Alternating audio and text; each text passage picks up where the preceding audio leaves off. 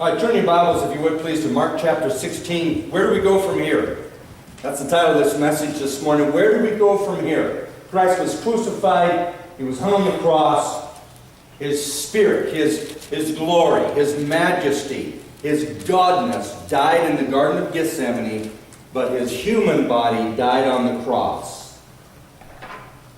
And the disciples and the people who followed him are just scattered. Where do we go from here?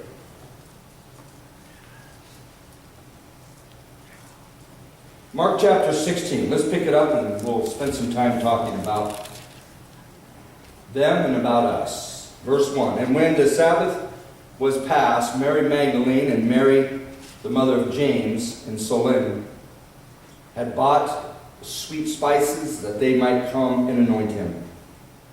And very early in the morning, the first day of the week, they came into the sepulchre at the rising of the sun. Verse 3, Mark chapter 16. And they said unto themselves, who shall roll away the stone from the door of the sepulchre? It's just us three women. And when they looked, they saw that the stone was rolled away, for it was very great. And entered into the sepulchre, they saw a young man sitting on the right side, clothed in a long white garment, and they were frightened. And he said unto them, be not frightened. Ye seek Jesus of Nazareth, which was crucified. He is risen. He is not here. Behold the place where they laid him. But go your way and tell his disciples and Peter. Tell his disciples and Peter that he goeth before you into Galilee. There shall see him, as he said unto you. And they went out quickly and fled from the sepulchre, for they were trembling and they were amazed, neither said anything to any man, for they were afraid. Verse 9. Now when Jesus was risen early the first day of the week, he appeared first to Mary Magdalene, out of whom he had cast 7 devils. And she went and told them that had been with him. She went and told them that had been with him, as they mourned and wept. And when they had heard that he was alive and had been seen of her, believed not. Now I want to stop there for a moment and notice that 3 days later, Mary Magdalene went unto those that had been with him, told them that she had saw him alive, and they were mourning and weeping. They were so overcome with their circumstances that all they could do was weep. Life's circumstances had overwhelmed them.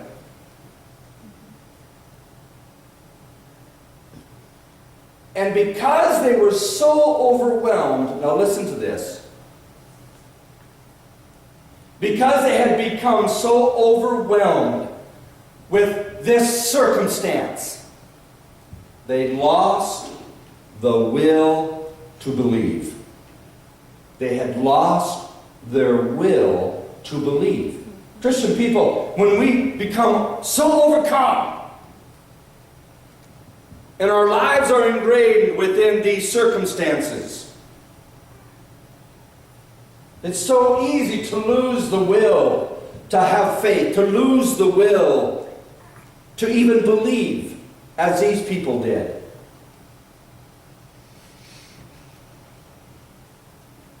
Several years ago, we all face overwhelming circumstances at some point in time in our lives.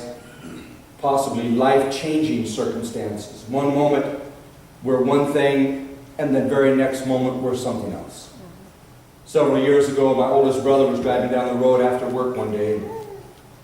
He began to get short of breath. He began to get a pain in his chest. And he pulled off the side of the road and began to pray. He just began to pray. Made sure that his soul was right with God and pray, oh God, am I having a heart attack? And Long story short, he went into the doctor the next day, and sure enough, he was having a heart attack. His life changed forever. Went in, had open heart surgery, had a 3 bypass, was all plugged up. So it's a good thing that you came in when you did. Was fine when he went to work the morning. Going home after work, had a heart attack, life changed forever. My life changed, you know the story, a year and a half ago. One day I'm as healthy as an ox, healthy as a horse, and the next day they say I might have to go on dialysis. I have kidney disease. I got to tell you, we've changed. We changed. One moment Diana can see clearly, the next moment she has 2 detached retinas. One moment you're fine, all of a sudden the next moment you're diagnosed with cancer. One moment you're fine, and then the next day you find out that you're going to have to go under chemo and therapy, or you're going to have to go to Greece and have treatment, and there's going to be major surgery, or this is going to be done, or that's going to be done. Hallelujah. The one thing that I learned through my circumstances, and I've shared this with you over and over again, I was prepared for the worst. 2 times I was prepared for the worst. And each time, some intervention of God, somehow a doctor or a nurse, or mainly a doctor, intervened and would say no, and through explanation, basically said, we're not going to go no to that next worst case scenario. We're going to sustain for just a little bit. And God's speaking to me saying, you don't need dialysis. What you need is to trust in my supernatural power. Amen. That's what you need in your life from now on. That's what you need. Amen. Hallelujah. And these people were so overwhelmed with their circumstances. They had put all their hope and all their faith and all their trust in this character, in this person called Jesus Christ of Nazareth. And he was going to bring back Israel to its original political dominant state. Now he's dead. Now he's gone. When he resurrected, he didn't show himself first to Peter, to James, or to John, or to his brother James, or to his mother Mary. He showed himself first to Mary Magdalene, to whom he had cast out 7 devils.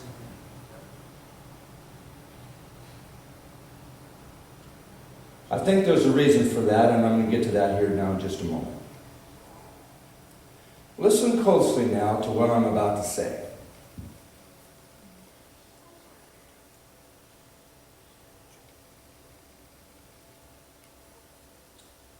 Let me divert here just a moment from the gospel, give us some real information, and then I'll bring us back.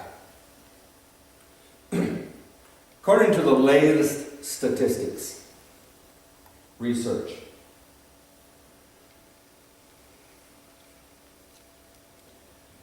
a child in kindergarten, from kindergarten to 1st grade, information retention. In other words, what the child is taught in kindergarten, what will determine that child's information retention into 2nd grade and so forth.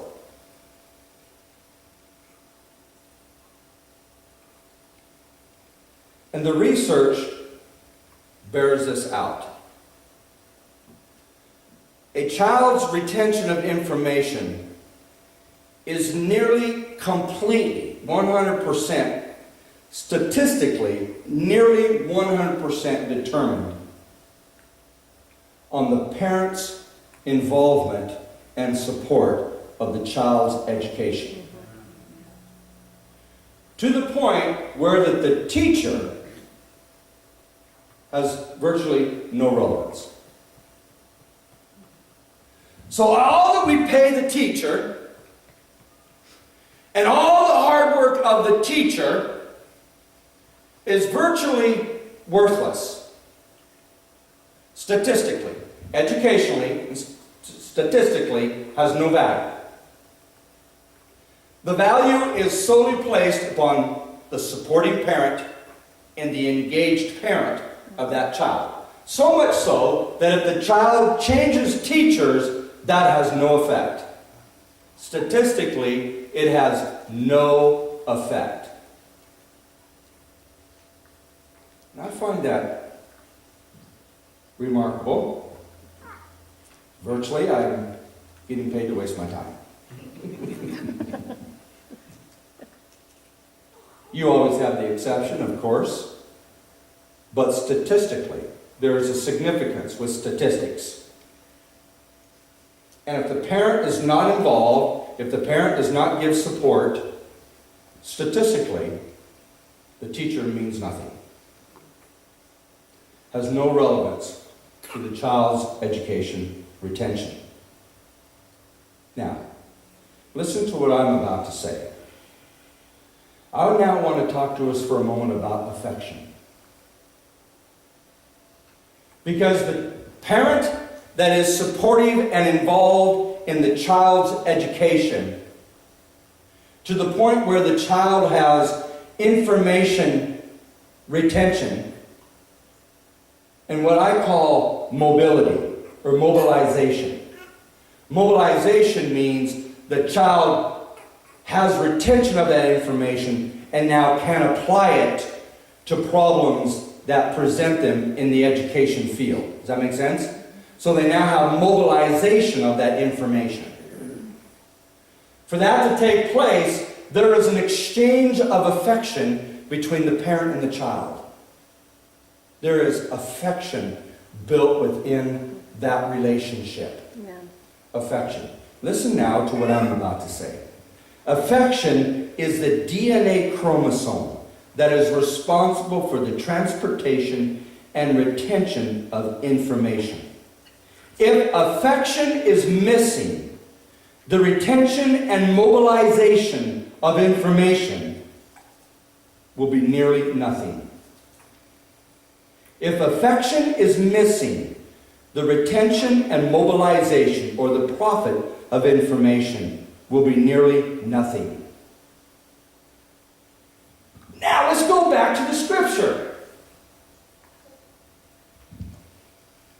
Who did Jesus appear to first?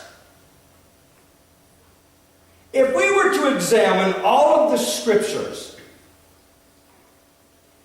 dissect them letter for letter, letter for letter, the person who showed Jesus Christ the most affection and the person to whom Jesus Christ poured out the majority of his affection was the one to whom he showed himself first when he rose from the dead, and that was Mary Magdalene.